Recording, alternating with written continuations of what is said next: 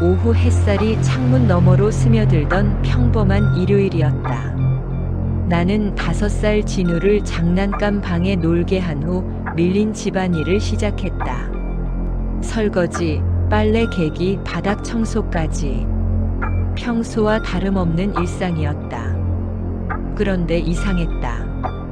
진우가 너무 조용했다. 아니, 정확히는 조용하면서도 시끄러웠다. 평소라면 혼자 놀다가 금세 지루해하며 엄마 하고 칭얼거리곤 했는데 오늘은 계속해서 웃음소리와 제잘거리는 소리가 들려왔다.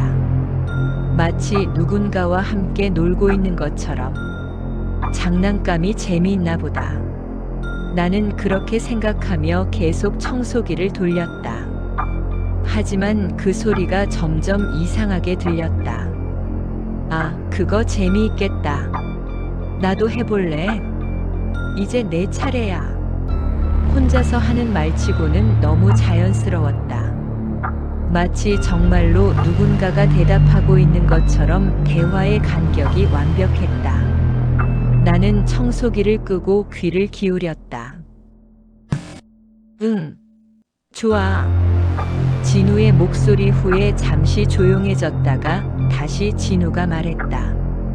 그럼 이번엔 이걸로 놀자. 그 순간 온몸에 소름이 돋았다. 진우가 누군가의 대답을 기다리는 것 같은 침묵이 있었다. 그리고 그 침묵 후에 마치 정말로 누군가가 대답한 것처럼 진우가 반응하고 있었다. 나는 발소리를 죽이고 장난감 방으로 향했다. 문이 살짝 열려 있어서 그 틈으로 안을 들여다볼 수 있었다. 진우가 바닥에 앉아 인형을 가지고 놀고 있었다. 혼자였다. 당연히 혼자였다. 하지만 진우의 시선은 계속해서 자신의 오른쪽 허공을 향하고 있었다. 이거 어때? 진우가 인형을 들어 올리며 허공에게 물었다. 그리고 잠시 기다렸다. 마치 누군가의 대답을 듣고 있는 것처럼. 그래, 그럼 이걸로 해보자. 진우가 환하게 웃으며 다른 장난감을 집어들었다. 그 순간 나는 방 안의 공기가 다르다는 걸 느꼈다. 더 차갑고 더 무거웠다. 마치 정말로 누군가가 더 있는 것처럼. 아이의 상상놀이겠지. 별일 아니야. 나는 안도하며 뒤돌아서려 했다. 그때였다. 진우가 갑자기 허공을 향해 말했다. 이번에는 내가 갖고 놀 차례야. 그러더니 손에 들고 있던 인형을 허공에 대고 툭 던졌다.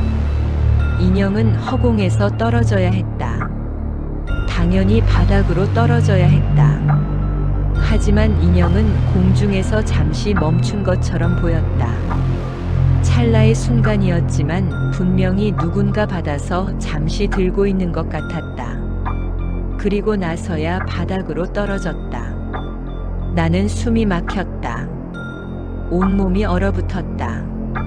엄마. 진우가 나를 발견하고 환하게 웃었다. 나는 떨리는 다리로 방 안으로 들어가 진우를 끌어안았다. 아이의 체온이 따뜻했지만 방 안의 공기는 여전히 차가웠다. 우리 진우, 누구랑 그렇게 재밌게 놀아? 나는 최대한 평정을 유지하며 물었다. 진우가 밝은 표정으로 허공을 가리켰다. 꼬마아이 있잖아. 얘가 나랑 놀아줬어. 그 순간 내 심장이 멎는 줄 알았다. 진우가 가리키는 곳에는 아무것도 없었다. 하지만 이상하게도 그곳의 공기가 흔들리는 것 같았다. 마치 누군가 서 있어서 숨을 쉬고 있는 것처럼.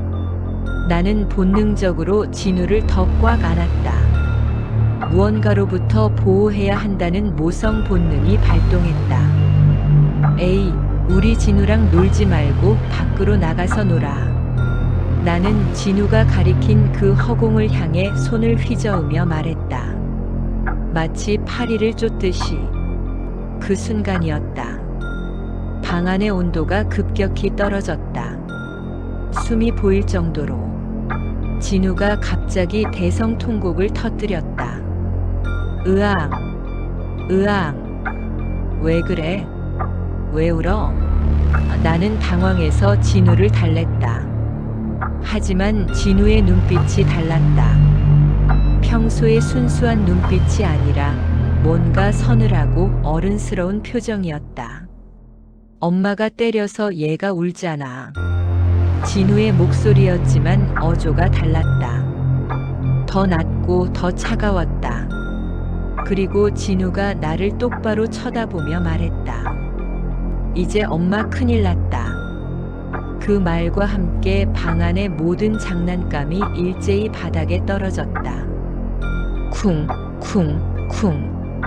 마치 누군가 화가 나서 집어던지는 것처럼 나는 진우를 안고 방에서 뛰쳐나왔다. 하지만 복도에서도 거실에서도 그 차가운 기운이 따라오는 것 같았다. 그 밤 진우는 계속 잠꼬대를 했다. 미안해. 엄마가 미안해. 화내지 마. 나는 밤새 진우 곁에서 잠들지 못했다. 혹시 그 보이지 않는 친구가 다시 나타날까봐. 혹시 내가 모르는 사이에 진우에게 무슨 일이 일어날까봐. 새벽이 되어서야 깨달았다. 그 꼬마아이는 단지 친구가 필요했던 것뿐이었다. 오랫동안 혼자 있어서 너무 외로웠던 것뿐이었다. 하지만 나는 그 아이를 쫓아냈다. 때리는 신용까지 하면서. 그리고 이제 그 아이가 화가 났다. 창밖으로 새벽빛이 스며들었지만 우리 집 안은 여전히 차가웠다.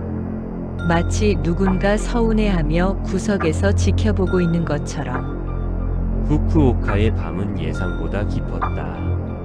항공편 지연으로 예정에 없던 하룻밤을 보내야 했던 나는 급히 잡은 호텔 방에서 혼자 밤을 맞이했다. 언론인으로 20년을 살아오면서 수많은 호텔을 거쳐왔지만 이 방만큼은 뭔가 달랐다. 공기가 무거웠다. 마치 오래된 비밀을 품고 있는 것처럼. 하지만 피로가 그런 느낌마저 잠재웠다. 침대에 몸을 맡기자마자 깊은 잠에 빠져들었다. 얼마나 잤을까? 팔목에 느껴지는 차가운 감촉에 의식이 돌아왔다. 누군가 내 팔을 잡고 있었다. 아니, 잡아당기고 있었다. 피곤해서 착각하는 거겠지. 나는 눈을 뜨지 않고 팔을 빼려 했다. 하지만 그 손의 힘은 생각보다 강했다. 그리고 차가웠다. 얼음처럼. 그때 들렸다. 으악, 으악. 아이의 울음소리였다. 투정 섞인 무언가를 간절히 호소하는 듯한 목소리. 그 소리가 침실의 침묵을 가르며 내 귓가에 선명하게 전해졌다. 순간 온몸에 소름이 돋았다. 나는 천천히 눈을 떴다. 그리고 보았다. 침대 밑 어둠 속에서 두 개의 손이 올라와 있었다. 하나는 성인 남성의 것으로 보이는 큰 손이었고, 다른 하나는 작고 여린 아이의 손이었다. 두 손 모두 내 팔을 꽉 잡고 아래쪽으로 당기고 있었다. 손목 부분에서 끝나 있었다. 팔도 몸도 없이 오직 손목까지만. 마치 보이지 않는 몸에서 뻗어 나온 것처럼. 아, 비명이 목구멍까지 올라왔지만 소리가 나오지 않았다. 숨이 막혔다. 심장이 미친 듯이 뛰었다. 아이의 울음소리가 더 커졌다. 오토산, 오토산. 일본어였다. 아빠라는 뜻인. 그 작은 손이 내 팔을 더 세게 잡아당겼다. 오토상 아치, 아치. 아빠 뜨거워, 뜨거워. 그 순간 나는 깨달았다. 이 아이가 무언가 뜨거운 것 때문에 고통받고 있다는 것을. 그리고 그 성인 남성의 손은 아마 그 아이인. 놔줘.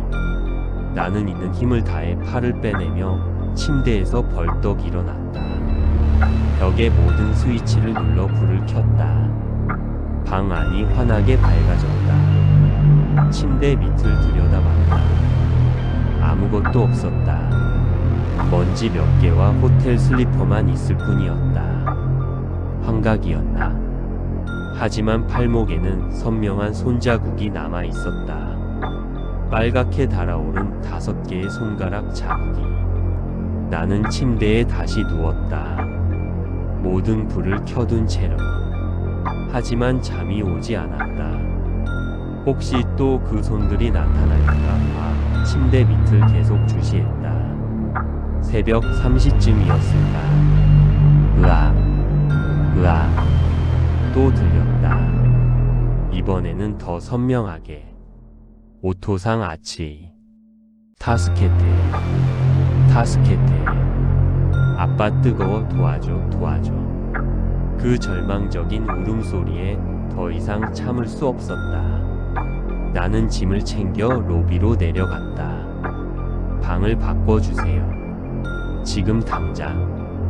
야간 직원은 내 표정을 보고는 별다른 질문 없이 다른 방키를 건넸다. 다음날 아침 나는 매니저를 찾았다. 밤에 겪은 일을 모두 말했다. 매니저의 얼굴이 점점 어두워졌다. 알고 계셔야 할 일이 있습니다. 매니저가 무거운 입을 열었다. 5년 전 그 방에서 화재 사고가 있었습니다. 다른 투숙객들은 모두 대피했지만 407호실에 머물던 한 남성과 그의 7살 아들만 미처 빠져나오지 못했습니다. 나는 목이 메었다. 아버지는 아이를 구하려다 연기에 질식했고 아이는. 매니저가 잠시 말을 멈췄다. 화상으로 고통받으며 아버지 이름을 부르다가 숨을 거뒀습니다. 마지막까지 아빠 뜨거워 도와줘라고 울부짖으면서요. 그 순간 밤에 들었던 그 절망적인 울음소리가 다시 귓가에 울렸다. 그 이후로 407호실에서는 이상한 일들이 자주 일어납니다. 특히 매니저가 나를 바라봤다. 중년 남성 손님들이 그런 일을 겪죠. 아마 그 아이가 아버지를 찾는 것 같습니다. 나는 아무 말도 할 수 없었다. 그 작은 손의 차가운 감촉이 아직도 팔목에 남아 있었다. 공항으로 가는 택시 안에서도 비행기 안에서도 나는 계속 뒤를 돌아봤다. 혹시 그 작은 손이 다시 나타날까봐. 혹시 그 아이가 아직도 나를 아버지로 착각하고 따라오는 건 아닐까봐. 지금도 밤이 되면 그 울음소리가 들리는 것만 같다. 오토상 아치. 오토상 아치. 그리고 나는 알고 있다. 그 아이는 아직도 그곳에서 아버지를 기다리고 있다는 것을. 5년 전 그 뜨거운 밤에 멈춰버린 채로.